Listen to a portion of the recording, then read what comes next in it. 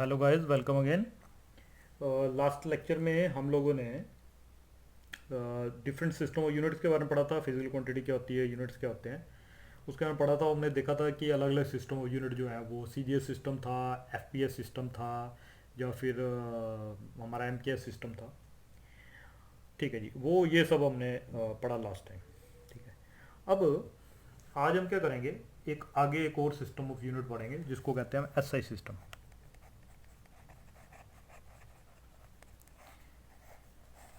देखिए, SI system जो है, आजकल जो सिस्टम जो हम यूज़ करते हैं यूनिट्स का, वो है हमारे पास एसआई सिस्टम। जो एसआईएस में, उसमें बेसिकली एक फ्रांस में एक इंस्टीट्यूशन है जहाँ पे हमने जो ये डिसाइड करता है कि कोई भी यूनिट कौन सा यूज़ करना चाहिए हमारे को किसी फिजिकल क्वांटिटी के लिए। और वर्ल्ड में सारे जो है वो उसी यूनिट्स को फॉलो करते हैं। ठीक है, हर एक यूनिट का एक मीटर की जो डिफाइन मीटर, 1 मीटर को डिफाइन करने वाला जो प्रोटोटाइप है वो भी वहाँ पे रखा होगा। वहाँ पे 1 किलो का जो पोटेशियम इरिडियम सिलेंडर होता है वो भी वहाँ पे रखा हुआ है। ठीक है, ये सारी की सारी जो चीज़ें हैं ये सारी वहाँ पे फ्रांस में एक इंस्टीट्यूट है जिसको बोलते हैं ली सिस्टम डी यूनाइट्स करके उसका नाम है, जिसके नाम पे हमने लिखा हुआ है ली सिस्टम इंटरनेशनल डी यूनाइट्स, ऐसे करके उसका नाम है, जिससे हमारा ये एसआई सिस्टम जो है वो नाम निकला हुआ है। अब एसआई सिस्टम में जो बेसिक फिजिकल क्वांटिटीज़ होती हैं वो होती हैं 7। ठीक है जी, और 2 सप्लीमेंट्री क्वांटिटीज़ होती हैं जो कि हम खुद से हमने बनाई हुई हैं। ठीक है, अब इंडिया में कौन तय करता होगा कि भाई वो देखा, इंडिया में जो तय करता है वो होता है, वो है हमारे पास एनपीएल। एनपीएल है नेशनल फिजिकल लेबोरेटरी, ये दिल्ली में है। ठीक है जी, तो एनपीएल वाले जो होते हैं वो इंडिया का जो स्टैंडर्ड टाइम है वो क्या होगा, इंडिया में जितने भी वेट्स हैं, जितने भी मेजरमेंट करने वाले इंस्ट्रूमेंट हैं, उनका जो जिसको बोलते हैं वो सारे के सारे सही हों, एक जैसे हों। ठीक है, वो भी सब ये तय करते हैं हमारे यहाँ नेशनल फिजिकल लेबोरेटरी। और ओवरऑल देखा जाए तो फ्रांस में ली सिस्टम इंटरनेशनल डी यूनाइट्स जो करके जो वो जो है वो यूज़ होता है। अब जो एसआई सिस्टम है, मैंने कहा कि ये SI system is universally accepted system. ठीक है, ये हर जगह एक्सेप्टेड सिस्टम है, ये हर जगह एक्सेप्ट किया गया है, सारी कंट्री जो है वो इसको एक्सेप्ट करती हैं। अगर अगर वहाँ पे कोई चेंज आता है तो हमारे को पूरे वर्ल्ड में हर एक जगह पे वो चेंज करना पड़ता है। ठीक है, there are 7 fundamental quantities in SI system. SI system में 7 फंडामेंटल क्वांटिटीज है। कितनी है जी? 7। अब हमने देखा पिछले जितने भी हमने सिस्टम पढ़े, CGS system, MKS system, FPS system, सब में 3 फंडामेंटल क्वांटिटीज थी, इसमें 7 फंडामेंटल क्वांटिटीज। ठीक है, तो मैं उसका एक टेबल बना दूंगा। ठीक है, हम देखते हैं कौन कौन सी क्वांटिटीज हैं। ठीक है जी, यहाँ पे मैं फिजिकल क्वांटिटी लिख दूंगा और यहाँ उसका यूनिट लिख दूंगा, यहाँ सिंपल लिख दूंगा। ठीक है जी, ये आ गई हमारी फिजिकल, ये आ गई हमारी फिजिकल क्वांटिटी, ये आ गई हमारा इसका यूनिट क्या होता है, और यहाँ पे यूनिट का सिंबल क्या होता है। ठीक है जी, पहली फिजिकल क्वांटिटी है लेंथ। लेंथ का यूनिट क्या होता है ऐसा सिस्टम में मीटर, और इसको लिखते हैं स्मॉल एम। दूसरा आ गया हमारे पास मास। मास का होता है किलोग्राम, और इसको क्या लिखते हैं केजी। के भी छोटा, जी भी छोटा। देखिए लेटर का जो सिंबल मैं लिख रहा हूँ बिल्कुल एग्जैक्ट वैसे लिखना आपने। ठीक है जी, अब आ गया थर्ड, टाइम। टाइम का क्या लिखते हैं हम, टाइम का लिखते हैं सेकंड, स्मॉल एस। उसके बाद हमारा आता है इलेक्ट्रिक करंट। वैसे कोई फ़र्क नहीं पड़ता आप किसको पहली क्वांटिटी बोल रहे हो किसको दूसरी। इलेक्ट्रिक करंट का जो यूनिट होता है वो होता है एम्पियर। ठीक है, ए से लिखते हैं, ये स्मॉल एस। देखिए एक चीज़ का आप ध्यान रखिए कि जो इलेक्ट्रिक चार्ज होता है जिसका यूनिट कूलम होता है वो फंडामेंटल यूनिट नहीं है। फंडामेंटल यूनिट मतलब इनको फर्दर हम डिवाइड नहीं कर सकते, बाकी सारी चीज़ें इनको कहीं ना कहीं मल्टीप्लाई करके बनी है, बाकी सारी क्वांटिटीज। उसके बाद टेम्परेचर, ठीक है जी। टेम्परेचर की बात करें तो टेम्परेचर का यूनिट होता है केल्विन, और इसको कैपिटल के से डिनोट करते हैं हम। उसके बाद आता है हमारे पास ल्यूमिनस इंटेंसिटी, और ल्यूमिनस इंटेंसिटी का यूनिट होता है कैंडेला, इसको लिखते हैं स्मॉल सी स्मॉल डी, ठीक है। और लास्ट में आ गया हमारे पास amount of substance, amount of substance, ठीक है जी। और अमाउंट ऑफ सबस्टांस का यूनिट होता है मोल, और इसको लिखते हैं MOL, ठीक है जी। ये 7 जो है ये हमारी फंडामेंटल क्वांटिटीज, फंडामेंटल इनको इसलिए कि इन्हीं क्वांटिटीज को मल्टीप्लाई करके डिवाइड करके हम लोग क्या करते हैं बाकी क्वांटिटीज बनाते हैं, ठीक है। और ये हमारे पास 7 फंडामेंटल क्वांटिटीज है, और बाकी क्वांटिटी जो इनसे बनती है उनको कहते हैं हम डेराइव्ड फिजिकल क्वांटिटी। वो बड़ी सारी होती हैं, उसके बारे में आगे क्या ना बोलते हैं डिस्कस करेंगे। इसके बाद 2 सप्लीमेंट्री क्वांटिटीज भी होती हैं, देयर आर 2 सप्लीमेंट्री क्वांटिटीज जो आपने बड़ी ही ध्यान से पढ़नी है जी, अभी मैंने बता दिया आपको, ठीक है जी।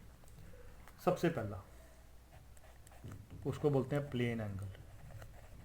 अब आप लोगों प्लेन एंगल, एंगल सुना था, प्लेन एंगल क्या हो गया? देखिए प्लेन एंगल क्या है, वही जिसको आप एंगल जो आप तक आप छोटी छोटी क्लासेस में पढ़ चुके हैं उसको एंगल बोलते हैं। एंगल हमेशा कौन बनाता है? कोई आर्क बनाती है, आर्क। एंगल हमेशा कौन बनाता है? कोई आर्क या कोई लाइन भी बोल सकते हो, ठीक है। मान लेते हैं ये डिस्टेंस दोनों बराबर है, ये भी आर है, ये भी आर है, और ये छोटी सी आर्क है, हालांकि है नहीं देखने में छोटी, लेकिन छोटी आर्क। और छोटी चीज़ को अब से याद रखना, फिजिक्स में हम लोग क्या लिखते हैं छोटी चीज़ को? छोटी चीज़ के आगे डी। अगर मैं बोला हूँ यहाँ पे लिखूँ स्मॉल मास, तो उसको लिखूँगा DM। डी लगाने का मतलब है small, very small, very very very very small. तो यहाँ पे आर की लेंथ छोटी है तो मैं इसको लिख देता हूँ DS, ठीक है जी। तो ये एंगल भी छोटा सा बनाएगा, इसको लिख देता हूँ D थीटा, ठीक है। तो प्लेन एंगल क्या होता है? प्लेन एंगल को लिखते हैं D theta is equal to DS by R। आपने सुना होगा 10th में theta is equal to R upon radius, सुना है जी। लेकिन याद रखना ये फॉर्मूला तभी ट्रू है अगर आर्क छोटी है तो, ठीक है जी, ओके। ये तो हो गया प्लेन एंगल, ठीक है। अब यूनिट ऑफ प्लेन एंगल क्या होता है? Unit of plane angle is radian. अब आप बोलोगे जिसको RAD भी लिखते हैं, वो आप बोलते हो जी हम तो एंगल को थीटा में नापते हैं, है ना, है ना। एंगल को थीटा में 60 डिग्री, 50 डिग्री, 70 डिग्री। लेकिन हमेशा याद रखना 60 डिग्री, 70 डिग्री, 80 डिग्री जो भी आप लिखते हो डिग्री में, that is not a real number. अगर हमें एंगल को रियल नंबर की फॉर्म में लिखना है तो हमें उसको रेडियन में चेंज करना पड़ेगा, और रेडियन ही SI यूनिट है, ठीक है। अब देखो क्या S रियल नंबर है, क्या R रियल नंबर है, तो थीटा भी रियल नंबर हो गया। इसका मतलब ये फॉर्मूला तभी लगता है जब एंगल को किस में लिखें? रेडियन में, ठीक है जी। ये आपने ध्यान रखना है, एंगल को हमेशा जो प्लेन एंगल है रेडियन। अभी देखोगे आप इस क्लास से आपको कोई दिक्कत नहीं होगी, मैथ की क्लास भी लगवाओगे आप, फिजिक्स की भी, तो उसमें आपको पता चलेगा कि जो एंगल जो डिग्री में है उनको हम इसमें कैसे चेंज करते हैं, ठीक है जी। वो मैं आपको करके बताऊंगा। इसके बाद दूसरी क्वांटिटी है हमारे पास, उसको बोलते हैं सॉलिड एंगल। जैसे जैसे एक आर्क या एक छोटी सी लाइन किसी पॉइंट पे प्लेन एंगल बनाती है, ऐसे अगर हमारे पास कोई सरफेस है, ऐसे हमारे पास मान लेते हैं कोई सरफेस है, मान लीजिए ये सरफेस है,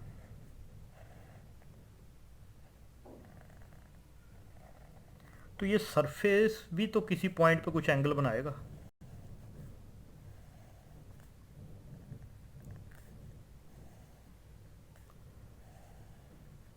है ना। ये वाला सरफेस जो है ये इस पॉइंट के ऊपर ऐसा कोई चोट सा एंगल बना रहा है, गोल सा। ये वाला जो एंगल है ना, इसको कहते हैं सॉलिड एंगल। तो याद रखना, प्लेन एंगल कौन बनाता है? प्लेन एंगल बनाता है एक लाइन या एक आर्क, और सॉलिड एंगल कौन बनाता है? एक सरफेस एरिया। इस डिस्टेंस को आर मानते हैं और इसको सरफेस एरिया लिख लेते हैं डी ए, स्मॉल एरिया। ठीक है, और ये सॉलिड एंगल है, इसको कैसे डिनोट करते हैं? D omega. ठीक है जी। जैसे आपने देखा होगा, कोन आप खाते हो, आइसक्रीम खाते हो, ठीक है, तो आइसक्रीम का जो कोन है उसके यहाँ पे एक छोटा सा गोलू सा एंगल बनता है ना, गोल सा एंगल बनाता है ये वाला सरफेस। ये एंगल जो है ये है सॉलिड एंगल ही है, ये सॉलिड एंगल है। तो सॉलिड एंगल जो है वो 3D एंगल है। ठीक है, जैसे ये 2D में एंगल है वो 3D में एंगल है। तो सॉलिड एंगल को कैसे लिखते हैं हम? D omega is equal to d a upon r square. ठीक है, मैं फिर बोल रहा हूँ, d omega small omega, d a small area. ठीक है जी, डी किसी के साथ भी लग जाए, ठीक है, डी मतलब d theta, d s, d v very small change, change मतलब होता है ये वेरी स्मॉल चेंज। ठीक है, इसका जो यूनिट होता है S I unit of solid angle is स्टी रेडियन। क्या होता है? स्टी रेडियन इसका यूनिट होता है। ठीक है, ठीक है, ये जो क्वांटिटीज थी एसआई सिस्टम है ये मैंने आपको बता दी। अब अगला हमारा पार्ट आता है how to change angle from degrees, plane angle की बात करूँ, from degrees to radian. Degree से रेडियन में कैसे चेंज कर सकते हैं? अब देखिए, मान लीजिए सर्कल है, यहाँ पे एक पूरा ऐसा गोल सर्कल जो है वो बन रहा है। ठीक है जी, अगर हम यहाँ से चलें, यहाँ से यहाँ से यहाँ से यहाँ से यहाँ से यहाँ से पूरा यहाँ तक चलें, ये फार्मूला लगाएंगे हम, d theta is equal to d s by r. यहाँ से पूरा चल जाए तो आर की लेंथ कितनी होती है बताइए जी? कितने यहाँ आर की लेंथ होती है? 2 पाई आर। Very good. ठीक है जी, और डिवाइड बाय आर, और थीटा कितना हो जाता है पूरा? 360 डिग्री। इसका मतलब डी थीटा कितना हो गया? यहाँ पे लिखता हूँ 360 degree is equal to 2 pi r, r cancel. ठीक है, और ये रेडियन में आ गया, तो उसका मतलब 2 से इसको काट दो, 180 degree is equal to 2 pi radian लिख सकते हैं। इसका मतलब 1 radian is equal to 180 by 2 pi degree.